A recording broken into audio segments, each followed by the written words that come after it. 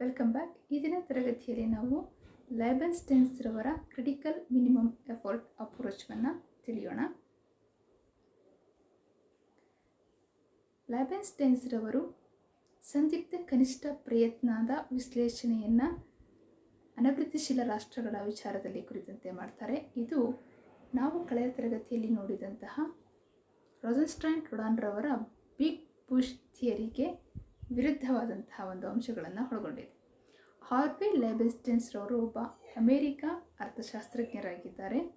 ಇವರು ತಮ್ಮ ಎರಡನೇ ಕೃತಿಯಾದಂತಹ economic backwardness and economic growth ಆರ್ಥಿಕ ಹಿಂದುಳಿದಿರುವಿಕೆ ಮತ್ತು ಆರ್ಥಿಕ ಬೆಳವಣಿಗೆ ಎನ್ನುವಂತಹ ತಮ್ಮ ಕೃತಿಯಲ್ಲಿ 1963ರಲ್ಲಿ ಪ್ರಕಟಿಸಿದಂತಹ ತಮ್ಮ ಕೃತಿಯಲ್ಲಿ ಈ ಒಂದು ಕ್ರಿಟಿಕಲ್ ಮಿನಿಮಮ್ ಎಫರ್ಟ್ ಥೀಸಿಸನ್ನು ಮಂಡಿಸಿದ್ದಾರೆ. ಇದು ಸಂದಿಗ್ಧ ಕನಿಷ್ಠ ಪ್ರಯತ್ನ ಸಿದ್ಧಾಂತ ಎಂಬುದಾಗಿ ಹೆಸರನ್ನು ಮಾಡಿರೋದನ್ನು ನಾವು ನೋಡ್ಬೋದಾಗಿದೆ.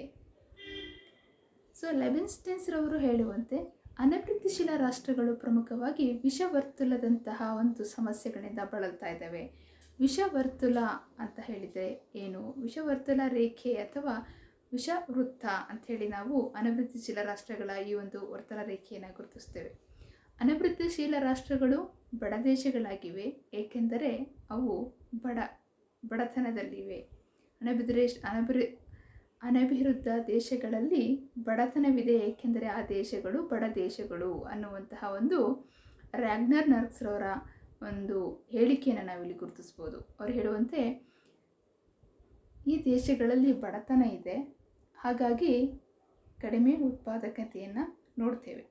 ನಾವು ಇಲ್ಲಿಂದ ತೆಗೆದುಕೊಂಡ್ರೆ it is lack of capital, ಬಂಡವಾಳದ ಕೊರತೆ ಇದೆ, ಹಾಗಾಗಿ ಕಡಿಮೆ ಹೂಡಿಕೆ ಆಗುತ್ತೆ. ಕಡಿಮೆ ಹೂಡಿಕೆ ಕಡಿಮೆ ಉತ್ಪಾದಕತೆಯನ್ನು ಪ್ರೋತ್ಸಾಹಿಸುತ್ತೆ, ಇದು ಬಡತನವನ್ನು ಸೃಷ್ಟಿ ಮಾಡುತ್ತೆ. ಸೊ ಬಡತನದ ಕಾರಣ ಕಡಿಮೆ ಉತ್ಪಾದಕತೆ ಇದೆ, ಹಾಗಾಗಿ ಕಡಿಮೆ ಆದಾಯ ಇರೋದ್ರಿಂದ ಬೇಡಿಕೆಯೂ ಕಡಿಮೆ ಇದೆ, ಬೇಡಿಕೆ ಕಡಿಮೆ ಇದರಿಂದ ಒಂದು ಸೆಕೆಂಡ್ ಬಂಡವಾಳ ಕಡಿಮೆ ಇದೆ. ಇದು ಏನಾಗ್ತಿರುತ್ತೆ, ಈ ಒಂದು ವೃತ್ತ ಹೀಗೆಯೇ ಚಲಿಸ್ತಾ ಇರುತ್ತೆ. ಸೊ ಈ ಒಂದು ವಿಷ ವೃತ್ತವನ್ನು ಭೇದಿಸಬೇಕು ಅಂತ ಹೇಳಿದರೆ, ಆ ಒಂದು ದೇಶಗಳು ಅಭಿವೃದ್ಧಿ ಕಡೆಗೆ ಮುನ್ನಡೆಯಬೇಕು ಅಂತ ಹೇಳಿದರೆ ಚಿಕ್ಕ ಚಿಕ್ಕ ಪ್ರಯತ್ನಗಳಿಂದ ಅಭಿವೃದ್ಧಿಯನ್ನು ಹೊಂದೋದಕ್ಕೆ ಸಾಧ್ಯ ಅನ್ನೋದು ಕ್ರಿಟಿಕಲ್ ಮಿನಿಮಮ್ ಎಫರ್ಟ್ನ ಒಂದು ವಿಚಾರಧಾರೆ. So minimum level of investment is injected into the system as a consolidated dose that pulls the system out of doldrums. This minimum level of investment is called critical minimum effort. ಒಂದು ಸಣ್ಣ ಡೋಸನ್ನು ನಾವು ಪಲ್ಸ್ಗೆ ಕೊಡೋದ್ರಿಂದ, ಸರಿ pulse spelling dose that pulls the system. ಇಲ್ಲಿ ಒಂದು ಡೋಸನ್ನು ಕೊಡೋದ್ರಿಂದ ಅದೇನಾಗುತ್ತೆ, ಇಡೀ ವ್ಯವಸ್ಥೆಯ ಒಂದು ನರವ್ಯೂಹವನ್ನು ರೆಡಿ ಮಾಡುತ್ತೆ ಎನ್ನುವಂತಹ ಒಂದು ವಿಚಾರವನ್ನು ಇಲ್ಲಿ ನಾವು ನೋಡ್ತಾ ಇದ್ದೇವೆ. ಅಂದರೆ ಅನಭಿವೃದ್ಧಿಶೀಲ ರಾಷ್ಟ್ರಗಳಲ್ಲಿ ಒಂದು ಮಿನಿಮಮ್ ಎಫರ್ಟ್ ಮ್ಯಾಕ್ಸಿಮಮ್ ಇಂಪ್ಯಾಕ್ಟನ್ನು ತರೋದಕ್ಕೆ ಸಾಧ್ಯ.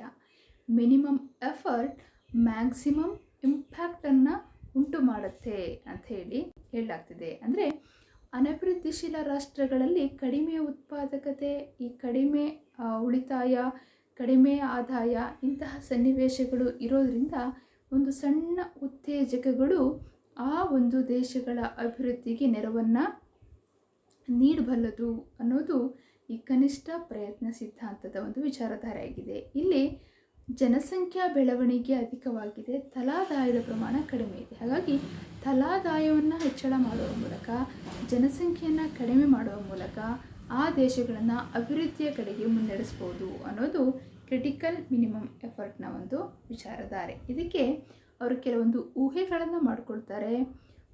Per capita growth should be prioritized ಆಗಿರಬೇಕು ದೇಶಗಳದು ಅಂತ. ಏಕೆಂದರೆ ಅನಭಿವೃದ್ಧಿಶೀಲಗಳ ದೇಶಗಳು ಅಭಿವೃದ್ಧಿಯನ್ನು ಹೊಂದದೇ ಇರುವುದಕ್ಕೆ ಅಥವಾ ಅರೆ ಸಮತೋಲನದಲ್ಲಿರುವುದಕ್ಕೆ ಕಾರಣವೇ ತಲಾದಾಯದ ಒಂದು ಅಸಮತೋಲನ ಅಥವಾ ತಲಾದಾಯದಲ್ಲಿ ಬೆಳವಣಿಗೆ ಆಗಿಲ್ಲದೆ ಇರೋದು. ಹಾಗಾಗಿ ತಲಾದಾಯದ ಬೆಳವಣಿಗೆಯನ್ನು ಪ್ರಧಾನ ಗುರಿಯಾಗಿ ಅನಭಿವೃದ್ಧಿ ದೇಶಗಳು ಹೊಂದಬೇಕು ಅನ್ನುವಂಥ ಕಲ್ಪನೆಯನ್ನು ಮಾಡ್ಕೊಂಡಿದ್ದಾರೆ. ಎರಡನೇದು ಪ್ರಾಬ್ಲಮ್ ಆಫ್ ಪಾಪ್ಯುಲೇಷನ್ ಗ್ರೋತ್. ಅನಭಿವೃದ್ಧಿಶೀಲ ದೇಶಗಳ ಅಭಿವೃದ್ಧಿಗೆ ತೊಡಕಾಗಿರುವಂತಹ ಪ್ರಮುಖ ಅಂಶವೇ ಜನಸಂಖ್ಯಾ ಬೆಳವಣಿಗೆ.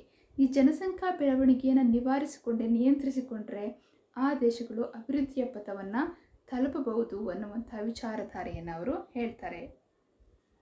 ಸೊ ಈ ಒಂದು ಪ್ರಗತಿಗೆ ನೆರವಾಗುವಂತಹ ಕೆಲವೊಂದು ಅಂದರೆ ಚಿಕ್ಕ ಚಿಕ್ಕ ಪ್ರಯತ್ನಗಳನ್ನು ಹೂಡಿಕೆಯನ್ನು ಮಾಡುವ ಮೂಲಕ ಅಭಿವೃದ್ಧಿಗೆ ನೆರವಾಗಬೇಕು ಅಂದರೆ, ಅಭಿವೃದ್ಧಿಯನ್ನು ಸಾಧಿಸಬೇಕು ಅಂದರೆ, ಅಭಿವೃದ್ಧಿಗೆ ನೆರವಾಗುವಂತಹ ಪ್ರಗತಿಯ ಪ್ರತಿನಿಧಿಗಳು ಅಂತ ಹೇಳಿದರೆ ಲೆವಿನ್ಸ್ಟನ್ ಹೇಳೋರ ಪ್ರಕಾರ ಉದ್ಯಮ ಸಾಹಸಿ, ಹೂಡಿಕೆದಾರ, ಉಳಿತಾಯದಾರ, ಹಾಗೆಯೇ ಒಬ್ಬ ಇನೋವೇಟರ್, ನವಪ್ರವರ್ತಕ, ಹೊಸದನ್ನು ಸೃಷ್ಟಿ ಮಾಡುವಂಥವನು. ಸೊ ಇವರು ಪ್ರಮುಖವಾಗಿ ಪ್ರಗತಿಯ ಪ್ರತಿನಿಧಿಗಳಾಗಿರ್ತಾರೆ. ಇವರ ಒಂದು ಕಾರ್ಯ ಅಂದರೆ ಒಂದು ತಂತ್ರಜ್ಞಾನದ ಆವಿಷ್ಕಾರ ಇರ್ಬೋದು, ತಂತ್ರಜ್ಞಾನದ ಬಳಕೆ ಇರ್ಬೋದು, ಬಂಡವಾಳದ ಆಮದು ಮಾಡಿಕೊಳ್ಳುವಂಥದ್ದು, ಉಳಿತಾಯಗಳನ್ನು ಹೆಚ್ಚಳ ಮಾಡುವಂಥದ್ದು, ಈ ಎಲ್ಲ ಕ್ರಮಗಳ ಮೂಲಕ ಏನು ಮಾಡ್ಬೋದಾಗಿರುತ್ತೆ ಅಂದರೆ ಸಣ್ಣ ಸಣ್ಣ ಕಾರ್ಯ ತಂತ್ರಜ್ಞಾನದಲ್ಲಿನ ಬದಲಾವಣೆ, ತಂತ್ರಜ್ಞಾನದಲ್ಲಿನ ಆವಿಷ್ಕಾರ ಅಥವಾ ಬಂಡವಾಳದ ಆಮದು, ಹಾಗೆಯೇ ಆ ಬಂಡವಾಳದ ಹೂಡಿಕೆ, ಉಳಿತಾಯದ ಹೆಚ್ಚಳ, ಇಂತಹ ಒಂದು ಚಿಕ್ಕ ಚಿಕ್ಕ ಪ್ರಯತ್ನಗಳು ಏನನ್ನ ಮಾಡುತ್ತೆ, ಅಭಿವೃದ್ಧಿಯನ್ನು ಸಾಧಿಸುವಲ್ಲಿ ದಿಟ್ಟ ಹೆಜ್ಜೆಯನ್ನು ಇಡುತ್ತೆ ಅಂತೇಳಿ ಲೆವಿನ್ಸ್ಟನ್ ಅವರು ಹೇಳ್ತಾರೆ. ಹಾಗೆಯೇ ಲೆವಿನ್ಸ್ಟನ್ ಅವರು ಹೇಳುವಂತೆ ಅನಭಿವೃದ್ಧಿಶೀಲ ರಾಷ್ಟ್ರಗಳಲ್ಲಿ ಶಾಕ್ಸ್ ಆ್ಯಂಡ್ ಸ್ಟಿಮ್ಯುಲೇಟ್ಸ್ಗಳು ಅಸ್ತಿತ್ವದಲ್ಲಿ ಇರ್ತವೆ ಅಂಥೇಳಿ. ಅಂದರೆ ಇಲ್ಲಿ ಉತ್ತೇಜಕಗಳು ಮತ್ತು ಅವುಗಳ ಒಂದು ನಾಶ ಮಾಡುವಂತಹ ಒಂದು ಶಕ್ತಿಗಳು, ಶಾಕ್ಸ್ಗಳು ಇರ್ತವೆ. ಆಘಾತಗಳು ಮತ್ತು ಉತ್ತೇಜಕಗಳು ಇರ್ತವೆ ಅಂತೇಳಿ ಹೇಳ್ತಾರೆ. ಕೆಲವು ದೇಶಗಳಲ್ಲಿ ಆಘಾತಗಳು ಹೆಚ್ಚಾಗಿದ್ದರೆ ಕೆಲವು ದೇಶಗಳಲ್ಲಿ ಉತ್ತೇಜಕಗಳು ಹೆಚ್ಚಾಗಿರ್ತವೆ. ಆಘಾತಗಳು ತಲಾದಾಯವನ್ನು ಕಡಿಮೆ ಮಾಡಿದರೆ ಉತ್ತೇಜಕಗಳು ತಲಾದಾಯವನ್ನು ಹೆಚ್ಚಿಸುತ್ತೆ ಅಂತ ಹೇಳ್ತಾರೆ. ಅನಭಿವೃದ್ಧಿಶೀಲ ರಾಷ್ಟ್ರಗಳಲ್ಲಿ ಆಘಾತಗಳು ಹೆಚ್ಚಾಗಿದ್ದು ಉತ್ತೇಜಕಗಳು ತೀರಾ ಕೆಳಮಟ್ಟದಲ್ಲಿರುತ್ತೆ. ಹಾಗಾಗಿ ಒಂದು ಸಣ್ಣ ಪ್ರಯತ್ನಗಳನ್ನು ಮಾಡುವ ಮೂಲಕ ಈ ಒಂದು ಉತ್ತೇಜಕಗಳನ್ನು ಸ್ವಲ್ಪ ಪುಷ್ ಮಾಡಿದರೆ ಅವೇನಾಗ್ತವೆ, ಆರ್ಥಿಕ ಅಭಿವೃದ್ಧಿಯ ಕಡೆಗೆ ಒಯ್ತವೆ, ಅವಾಗ ತಲಾ ಆದಾಯವನ್ನು ಹೆಚ್ಚಳ ಮಾಡ್ತವೆ ಅಂತ ಹೇಳಿ ಅವರು ಹೇಳ್ತಾ ಹೋಗ್ತಾರೆ. ಹಾಗಾಗಿ ಅಂದರೆ ಶಾಕ್ಸ್ ಅಂತ ಹೇಳಿದರೆ ಅವೇನು ಮಾಡ್ತವೆ, ಅಭಿವೃದ್ಧಿಯ ಚಕ್ರವನ್ನು ಎಳೆಯುವಂಥದ್ದು ಅಥವಾ ಕುಗ್ಗಿಸುವಂಥ ಕಾರ್ಯವನ್ನು ಮಾಡ್ತವೆ ಆಘಾತಗಳು. Stimulates impress and encourage development process. So development ಫೋರ್ಸನ್ನು, ಡೆವಲಪ್ಮೆಂಟ್ ಪ್ರಾಸೆಸನ್ನು ಎಂಕರೇಜ್ ಮಾಡುವ ಕೆಲಸವನ್ನು ಉತ್ತೇಜಕಗಳು ಮಾಡ್ತವೆ ಅಂತೇಳಿ ಹೇಳ್ತಾರೆ.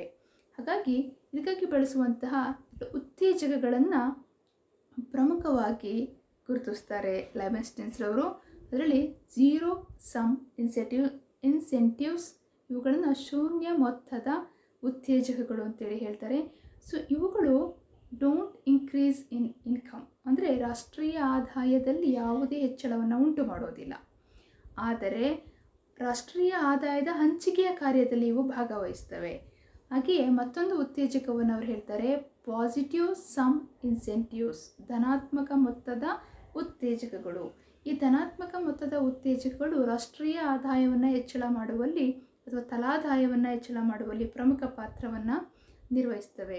ಅನಭಿವೃದ್ಧಿಶೀಲ ರಾಷ್ಟ್ರಗಳಲ್ಲಿ ಶೂನ್ಯ ಮೊತ್ತದ ಉತ್ತೇಜಕಗಳು ಹೆಚ್ಚಾಗಿರ್ತವೆ ಅಥವಾ ಶೂನ್ಯ ಮೊತ್ತದ ಉತ್ತೇಜಕಗಳಲ್ಲಿ ಉದ್ಯಮ ಸಂಸ್ಥೆಗಳು ತೊಡಗಿರ್ತವೆ.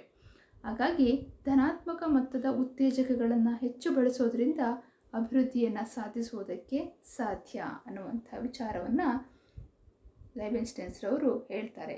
ಸೊ ಇದನ್ನು ಅಂದರೆ ಈ ಒಂದು ವಿಚಾರಧಾರೆಯನ್ನು ಸಹ ನಾವಿಲ್ಲಿ ಗುರುತಿಸ್ಬೋದಾಗಿದೆ. ಸೊ ಇದನ್ನು ನಾವು ನೋಡೋದಿದ್ರೆ ಇಲ್ಲಿ ಈ ಒಂದು ರೇಖಾಚಿತ್ರದಲ್ಲಿ ಗಮನಿಸ್ತಾ ಹೋಗೋಣ. OXಲ್ಲಿ per capital income and individual income ಗ್ರೋತನ್ನು ನೋಡ್ತಾ ಇದ್ದೇವೆ, ತಲಾದಾಯ ಮತ್ತು ಪ್ರೇರಿತ ಆದಾಯದ ಬೆಳವಣಿಗೆಯನ್ನು. ಹಾಗೆಯೇ OYಯಲ್ಲಿ ತಲಾದಾಯ ಮತ್ತು ಪ್ರೇರಿತ ಆದಾಯದ ಇಳಿಕೆಯನ್ನು ಅಥವಾ ಕುಗ್ಗಿಸುವಿಕೆಯನ್ನು ಕಾಣ್ತಾ ಇದ್ದೇವೆ. ಈ ಎರಡು ಅಂಶಗಳನ್ನು ಆಧಾರವಿಟ್ಟುಕೊಂಡು ಇಲ್ಲಿ ಒಂದು OX ರೇಖೆಯನ್ನು ನೋಡ್ತಾ ಇದ್ದೇವೆ, ಅಂದರೆ ಒಂದು ಕರ್ವನ್ನು ನಾವು ಗುರುತಿಸ್ತಾ ಇದ್ದೇವೆ. ನೋಡಿ, ಈ ಒಂದು ರೇಖೆಯನ್ನು ನೋಡ್ತಾ ಇದ್ದೇವೆ. ಇದು 45 ಡಿಗ್ರಿಯ ತಲಾದಾಯವನ್ನು ಹೆಚ್ಚಿಸುವ ಮತ್ತು ಇಳಿಸುವ ಅಂಶಗಳನ್ನು ಎಕ್ಸ್ಪ್ರೆಸ್ ಮಾಡ್ತಾ ಇದೆ. ಇಲ್ಲಿ ಎಕ್ಸ್ ಪ್ಲಸ್ ರೇಖೆ ಏನಿದೆಯಲ್ಲ, ಈ ರೇಖೆಯು ತಲಾದಾಯವನ್ನು ಹೆಚ್ಚಿಸುವಂತಹ ರೇಖೆಯಾಗಿದೆ. ಹಾಗೆಯೇ ಝೆಡ್ ಪ್ಲಸ್ ರೇಖೆಯು ತಲಾದಾಯಗಳನ್ನು ಕುಗ್ಗಿಸುವಂಥ ರೇಖೆಯಾಗಿದೆ. ಅದು ತಲಾದಾಯವನ್ನು ಹೆಚ್ಚಿಸುವಂಥ ರೇಖೆ X+ ಆಗಿದ್ದರೆ Z+ ತಲಾದಾಯಗಳನ್ನು ಕುಗ್ಗಿಸುವ, ಅಂದರೆ ಇದು ಉತ್ತೇಜಕಗಳು, ಅದು ಆಘಾತಗಳು ಅಂತೇಳಿ ನಾವು ಗುರುತಿಸ್ಬೋದು. Z+ ಆಘಾತಗಳು ಅಂತ, X+ ಉತ್ತೇಜಕಗಳಾಗಿ ನಾವು ಕಾಣ್ಬೋದಾಗಿದೆ.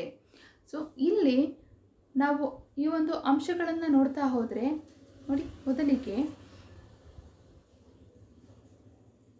OM ಮಟ್ಟದ ಆದಾಯಕ್ಕೆ ಉತ್ತೇಜಕಗಳು, OM ಹಂತಕ್ಕೆ ಆದಾಯವನ್ನು ಉತ್ತೇಜಕಗಳು, OM ಹಂತಕ್ಕೆ ಆದಾಯವನ್ನು ಉತ್ತೇಜಕಗಳು ತಗೊಂಡು ಹೋದಾಗ ಆ ಆದಾಯವನ್ನು ಕೆಳಗೆ ತಳ್ಳುವಂತಹ ಆಘಾತಗಳು ಸೊ ಎಲ್ಲಿ F ಇಂದ Bಗೆ ಆದಾಯವನ್ನು ಕೆಳಮಟ್ಟಕ್ಕೆ ತಳ್ತವೆ. ಸೊ ಇದು ಕೆಳಮಟ್ಟಕ್ಕೆ ತಳ್ಳಿದ್ರಿಂದ ತಲಾದಾಯವನ್ನು ಸೊ ಅದು ಏನು ಮಾಡುತ್ತೆ, ಕೆಳಮಟ್ಟಕ್ಕೆ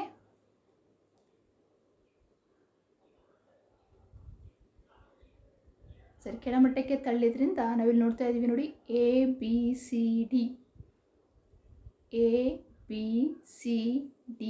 ABCD ಕಾಲಪಥದಲ್ಲಿ ಆ ತಲಾದಾಯಗಳು ಕೆಳಮಟ್ಟಕ್ಕೆ ತಳ್ಳಲ್ಪಟ್ಟು ಸೊ ಈ ಬಿಂದುವಿನಲ್ಲಿ ತಲಾದಾಯವನ್ನು ಕೆಳಮಟ್ಟದ ಸಮತೋಲನದಲ್ಲಿ ನೆಲೆಸುವಂತೆ ಮಾಡ್ತವೆ. ಇದನ್ನೇ ಕನಿಷ್ಠ ಹಂತದ ತಲಾದಾಯದ ಸಮತೋಲನ ಅಂಥೇಳಿ ಗುರುತಿಸಲಾಗುತ್ತೆ. ಸೊ ಒಂದು ವೇಳೆ ಉತ್ತೇಜಕಗಳನ್ನು ಒಂದು ಕನಿಷ್ಠ ಪ್ರಯತ್ನದ ಮೂಲಕ ನಾವು ಉತ್ತೇಜಕಗಳನ್ನು ಹೆಚ್ಚು ಮಾಡಿದರೆ ಏನು ಮಾಡ್ಬೋದು, ತಲಾದಾಯವನ್ನು ಹೆಚ್ಚಿಸೋದಕ್ಕೆ ಸಾಧ್ಯ.